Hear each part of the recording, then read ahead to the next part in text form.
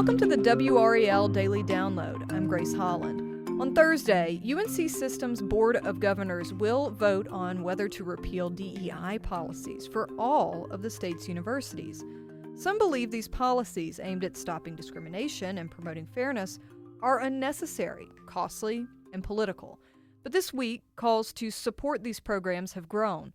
WRAL's Eric Miller covered a press conference with supporters Wednesday. Eric, thanks for being here. Oh, great. Thank you for having me. So who did we hear from speaking in favor of DEI? Yeah, so we heard from quite a few people here, which included state Democratic leaders, as well as some figures from the business community. Even a UNC students turned up here. Most notably, we had Representative Maria Cervania. She's a Democrat from Wake County, and Representative Amos Quick, who represents Greensboro and is the Democratic whip in the State House. It sounds like at least the legislative support kind of fell along some party lines there. Very much so. Democrats have been pushing to keep these DEI proposals. Republicans, though, they've been much more vocal in wanting to see DEI kind of ripped out here, root and stem. What was the feeling inside that press conference? And I should say that, this controversy has been going on for weeks, and we haven't heard that much from the DEI supporters. And this really felt like an attempt to make up for that. It is troubling to see the continued politics being played with important state institutions. It is maddening that we have come again to a place in our nation's history where diversity, equity, and inclusion have become bad words. These Democrats were very vocal in trying to lay out the specific benefits that they see DEI bringing, not only to universities in North Carolina, but to the state as a whole. On the university side, they said that these DEI policies have helped retention, particularly for minority students, and graduation rates as well. They cited specifically 30% increase in successful graduations for minority students since DEI policies were implemented. But there was also the business side as well. We particularly heard from those business leaders, from Deanna Jones, who's with the LGBTQ Chamber of Commerce, as well as Rose Cornelius, who's president of the Morrisville Chamber of Commerce.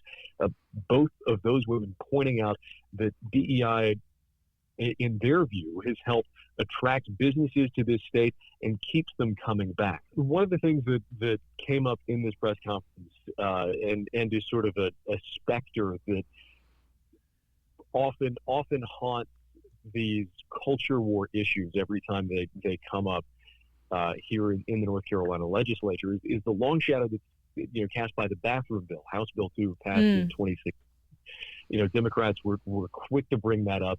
The cost that had for the state of North Carolina, scaring away businesses, scaring away opportunities, and that was something they said could happen again, and in fact is already happening. I talked to legislators in Virginia, Ohio, Pennsylvania, Georgia. They're telling me, you keep going this way, we're already going after your future industry. Representative Cervania, she warned that could get worse if the Board of Governors goes ahead and repeals these DEI policies. Right, and you mentioned there were some students at this press conference. How do they feel about DEI? I know there's been some student surveys that WRAL has looked at that show that generally students are supportive of this. Yeah, depending on what surveys you look at, it can be overwhelmingly supportive. Students wanting to go to colleges where they're going to meet people from different backgrounds, different communities. The student we heard from today was Nehemiah Stewart. He's a PhD candidate at UNC Chapel Hill. He's been at UNC Chapel Hill essentially his entire academic career. And he said that some of the DEI programs that have been in place have been really important for him during his time there. He's going into medicine, and he says one program in particular really helped him navigate this world. He doesn't, have any family who are doctors, anybody he could really turn to. So this was kind of a lifeline as he was learning to navigate a new space, which, as can be the case, is overwhelmingly white and male. So he was able to give a couple of concrete examples here of how he's benefited. All right, let's take a quick break right there and we'll be right back.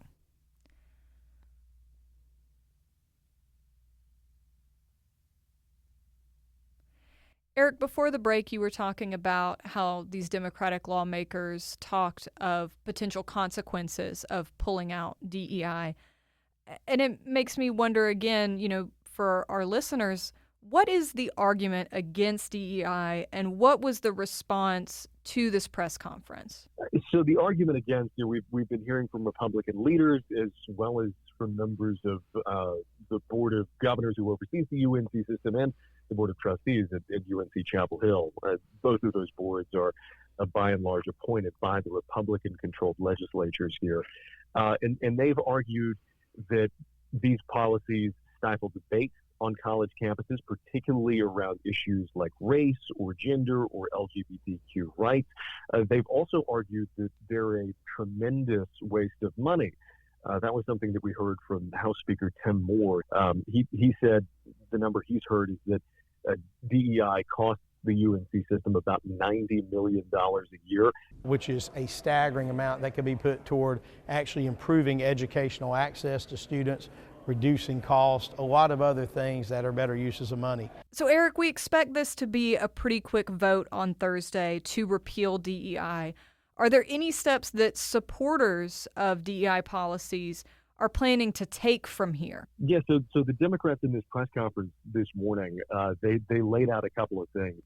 One, they're hoping that really this last-minute push can gin up some support, some opposition to this planned repeal. Get folks to call their state legislators and really make their voices heard.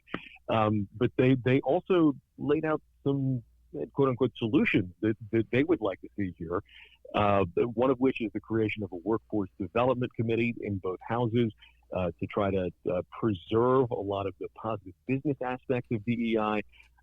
Another is to develop a UNC system-wide strategic plan of inclusivity. And the third is to repurpose current staff in DEI offices to try to fill needs of the university and operating programs for students. The thing about those last two priorities, it's almost an admission from these Democratic leaders that they know this repeal is going through and are trying to limit the damage that they see this doing. As far as that committee goes, though, of course, both chambers here in the state legislature are controlled by Republicans. So it would be, shall we say, an uphill battle for Democrats in trying to get that created. All right. Well, thank you, Eric, and thank you for listening to the WRAL Daily Download. Another great way to get WRAL news is the Morning Briefing newsletter. It's a daily email that's waiting in your inbox every morning with local news, events, and headlines to get you ready for the day. Sign up at WRAL.com/newsletter.